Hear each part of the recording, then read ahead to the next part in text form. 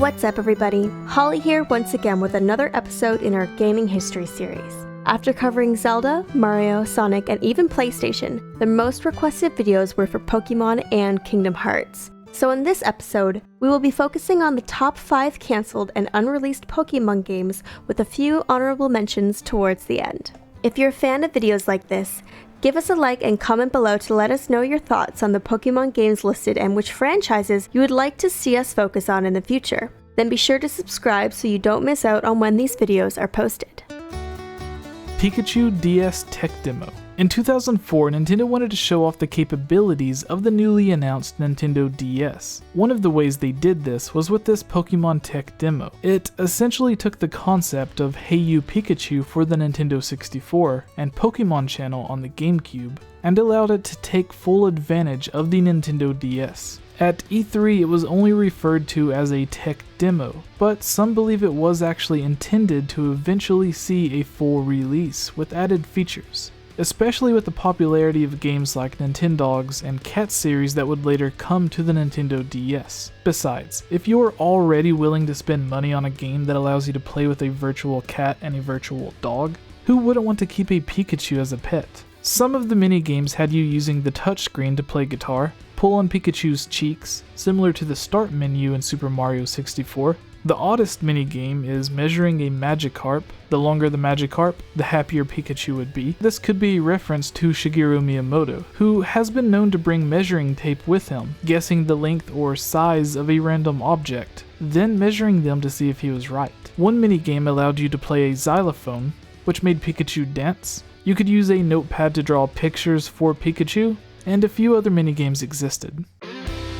Pokemon Crimson, Scarlet, and Purple. We have no real information on these games, but some strong rumors do exist that these were to be either another remake or something along the lines of a refresh of the franchise. We have nothing to represent Pokemon Blue. Crimson and Scarlet are obviously different shades of red, connecting it to Pokemon Red, while Pokemon Purple was thought to be a different take on Pokemon Yellow. Instead of giving a third primary color, like Pokemon Yellow, we would have just seen Pokemon Purple as a combination of Pokemon Red and Pokemon Blue, much like the rumored Pokemon Gray that was thought to come after Black and White. But why a remake or this refresh of the original games? Well, now there are over 800 total Pokemon, with this number increasing almost every couple of years when newer games are released. Many fans have been hoping for something akin to a soft reboot or a refresh.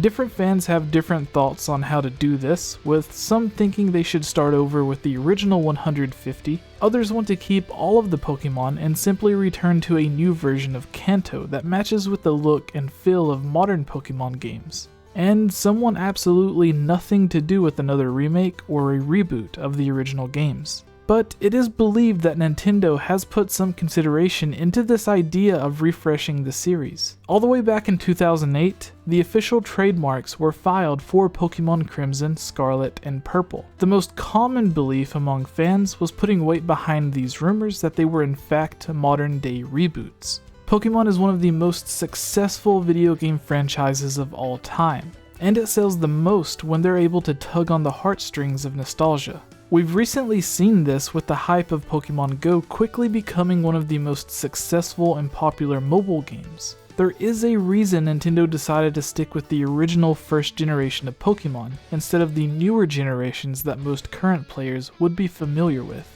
With Pokemon X and Y and Sun and Moon, we even see different variations of these classic Pokemon, mostly from the first generation. Charizard, Mewtwo, and others have Mega Evolutions, and other Pokemon such as Vulpix have new Alola forms. We even have a new Pokemon anime with short episodes retelling the events of the first games. Now we're getting a full-length Pokemon movie that is essentially a retelling of the first anime season and the first games. Whether this is what Scarlet, Crimson, and Purple is going to be is still up for debate, but among fans, the most common belief is that it was supposed to be this huge refresh of the franchise, and that was back in 2008.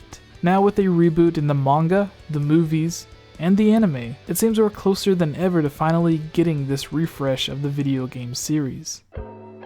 DS Fishing Rally. After Pokemon Go took over the world and became so popular, even police officers and White House politicians were getting in trouble for being caught playing the game while on the clock. The Pokemon Company took full advantage of the newly found popularity of Pokemon and released another free-to-play Pokemon game. This time, we got Magikarp Jump, where the main concept of the game is just catching different versions of Magikarp.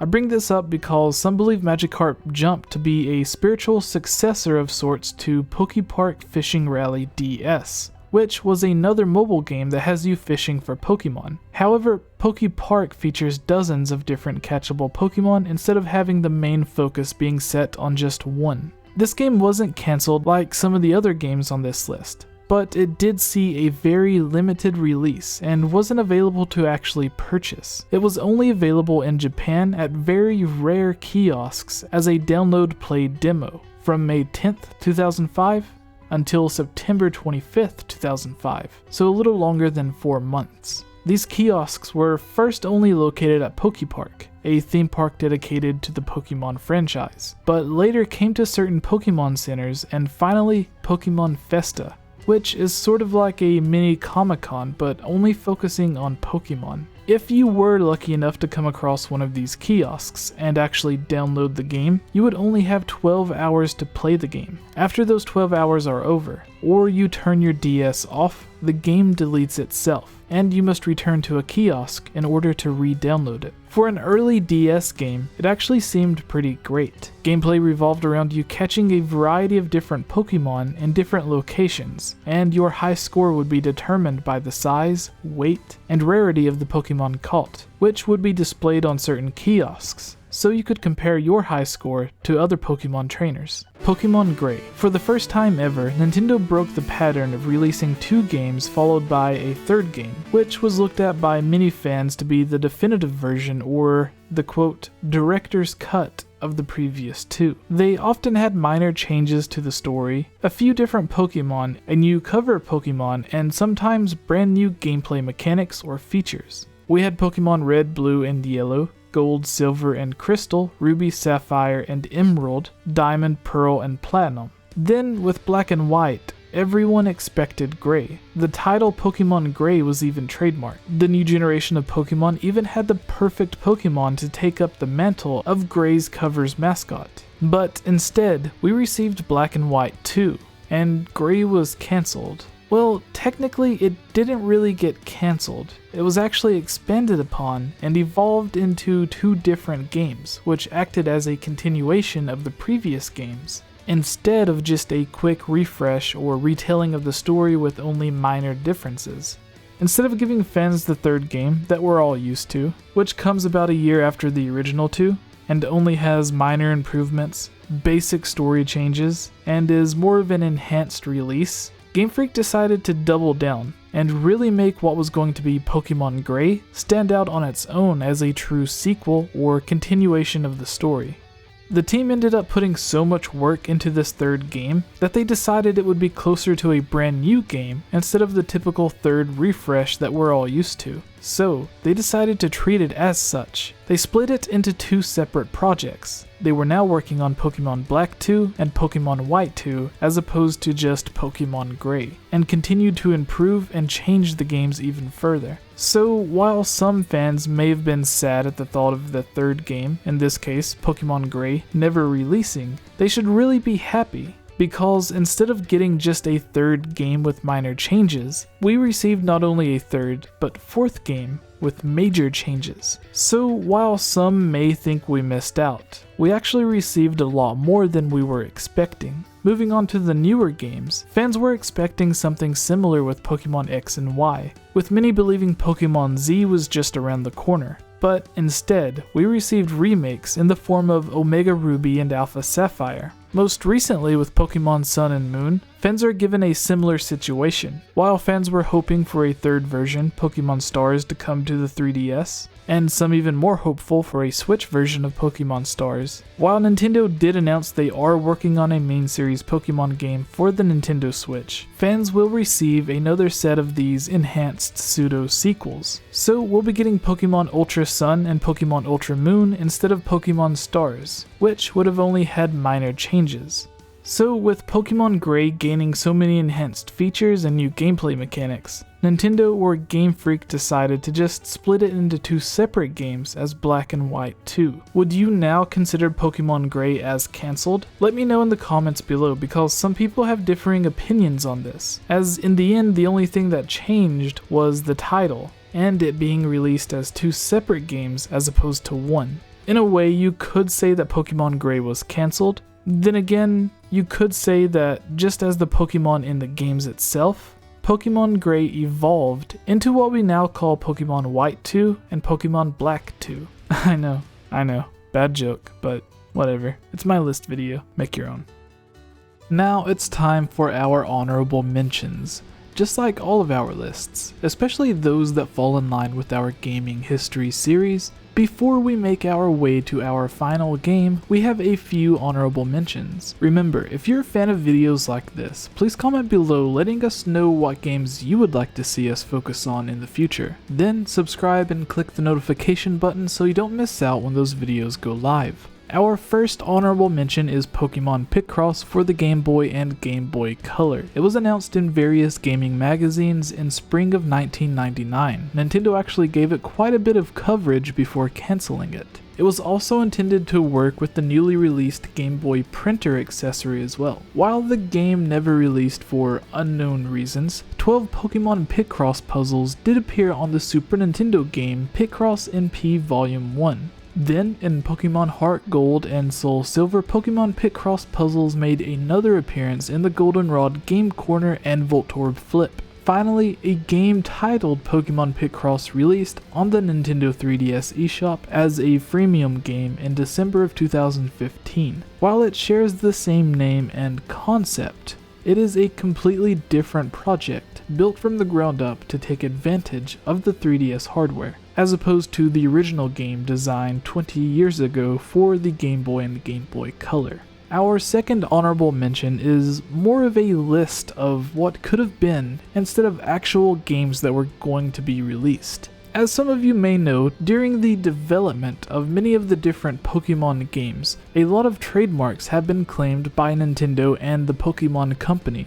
We have Pokemon Brown, which people jokingly have Bidoof or another unknown Pokemon as the cover Pokemon. We have Pokemon Topaz, Tourmaline, and Moonstone, which fans think were the first original names for Ruby, Sapphire, and Emerald. While many other unused names do exist, the most notable, aside from the ones that made this list, like the previously mentioned Pokemon Gray, is probably Pokemon Delta Emerald, which, you guessed it, would have been an obvious third game for the Omega Ruby and Alpha Sapphire remakes. While many cancelled games on this list are looked as a tragedy for the gaming industry, I believe one of the biggest missed opportunities would be Pocket Monsters RPG or Pokemon RPG for the Nintendo 64 disk drive. The first mention of the game would come out during an interview in June of 1997 with Shigeru Miyamoto, but not much info was given other than confirming that it was in development. During a second interview months later, Miyamoto and Ishihara confirmed 3 different Pokemon titles were in development for the 64 disk drive, the first of which, obviously being Pokemon RPG, Miyamoto previously mentioned. The second game being Hey You, Pikachu, which was reworked to play on the standard Nintendo 64, and a third game, Pokemon Snap, which was also moved to the 64. Some believe Pokemon RPG must not have been as far along as the others, so instead of moving it to work on the standard Nintendo 64 like the previous Pokemon games, the game was just cancelled and the development team moved on to a new game. It is thought certain assets, such as the battle system and 3D Pokemon models, made its way into Pokemon Monster Stadium, which went unreleased outside of Japan. During an interview with Miyamoto, he said that he wanted to use the disk drive to copy certain elements from the Game Boy Pokemon games to change parts of the console games. The CD would work between several different games, allowing you to presumably use your Pokemon on Silver and Gold to trade to Pokemon RPG. The full interview goes as follows. Miyamoto. Not a game that only works on a single cartridge, but a disk of game data that can be used as is across several games. It means that several games have a common link between them. It's not confined to one package. They're each related. So, we mentioned Pokemon, didn't we? So you can play the Pokemon Game Boy cartridge on the 64 disk drive. We're considering adapting for not just Pokemon Gold and Silver, but all of the versions, and allowing players to perform tune-ups on games through the 64 disk drive, and change the structure of gameplay. For example, when people buy Macintosh computers, they all start out identical, but as time goes on, each person's Mac becomes a different computer. So you add on different data and create your own unique games. We're considering setting one package at 6,000 yen and making it like a collectible set of baseball cards. Players can pick and choose what they like to build their own original kit out of the compilation of different sets of parts. Writing your own data like that is what makes media like the disk drive so convenient. Although a Pokemon game for the 64 disk drive never released, fans were able to move Pokemon from the Game Boy games to Pokemon Stadium. Many fans believe the original concept of Pokemon RPG would be changed into Pokemon Colosseum and Gale of Darkness on the GameCube. However, they followed their own formula, instead of that of a traditional Pokemon game. We wouldn't see the full concept of what Pokemon RPG could have been until Pokemon Sun and Moon, which used traditional 3D character models like the GameCube titles, but followed the traditional formula that began with Pokemon Red and Green. What's up everybody, Game Over Jesse here, and if you enjoyed this video and are into awesome nerdy geeky content like we are, consider subscribing to Geek Fuel, a monthly subscription box that is guaranteed to have over $50 worth of great stuff in every box. You'll receive an exclusive shirt, games, collectibles, and other geek-related greatness. Use the link geekfuel.com/GameOverJesse to not only get $3 off of your subscription, but to help out our channel as well, which means more time to work on more videos for you guys. If you enjoy the videos on my channel, please consider subscribing, checking out my second channel focusing on movies and TV shows, and my Patreon where you can join in as a guest in upcoming videos, watch new videos first, you can have me join in and collaborate on videos for your own channel, have custom artwork or custom avatars made of yourself or for your channel, and much more.